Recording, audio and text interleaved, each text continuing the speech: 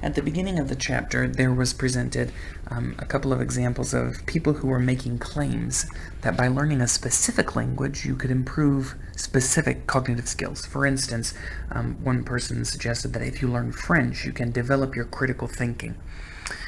This section, starting on page 509, sort of addresses that question. And while there's a little bit of evidence that suggests maybe there's some specific abilities you could acquire if you were to learn a second language, mostly the research hasn't been done in this area, so we don't know. For instance, people who speak tonal language like Chinese are much more likely to have perfect pitch, which is the ability to hear a tone and know what note on the scale that tone is. But it's unclear if people are to learn Chinese later in their life as a second language, whether they would acquire this ability. There are, however, plenty of pieces of evidence to suggest that by learning a second language, any second language, not a specific one, that there's certain cognitive benefits that you can acquire.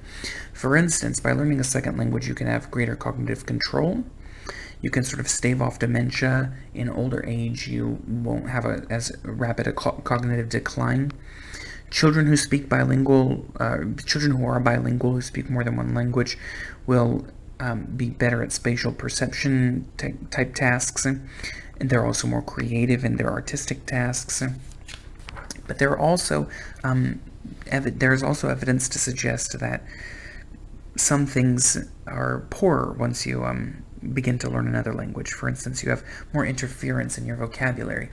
When you're listening to somebody talk, you are likely to have other words blocking the activation of English vocabulary because some words in English sound similar to words in your second language, and you'll have more interference in your vocabulary.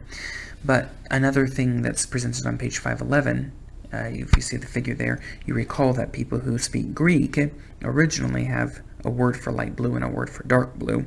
But after they've lived in the UK for several months and have begun to use English more frequently, they lose the perceptive abilities to distinguish between light blue and dark blue rapidly like they used to have. And this is because they're losing the distinction they lose the linguistic categorization of light blue and dark blue, and they begin to just refer to it all as blue.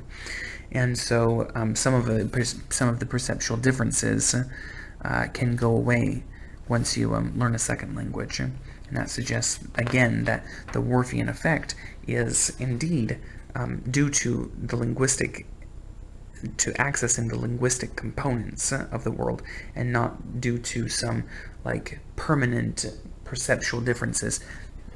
It's usually dependent on the language that you're using at the time.